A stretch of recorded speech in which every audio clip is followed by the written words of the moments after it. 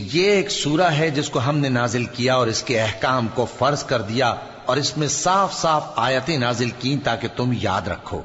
बदकारी करने वाली औरत और बदकारी करने वाला मर्द जब उनकी बदकारी साबित हो जाए तो दोनों में से हर एक को 100 दुर्रे मारो।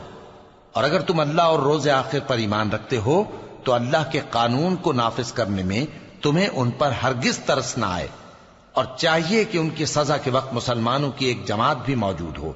बदकार मर्द तो बदकार या मुशरिक औरत के सिवा किसी से निकाह नहीं करता और बदकार औरत को भी बदकार या मुशरिक मर्द के सिवा और कोई निकाह में नहीं लाता। और ये यानी बदकार औरत से निकाह करना मोमिनों पर हराम है। और जो लोग परहेजगार औरतों को बदकारी का ऐब लगाएं और उस पर 4 गवाह न लाएं तो उनको 80 दुर्रे मारो और कभी उनकी शहादत कबूल न करो और यही बदकिरदार हैं। हाँ,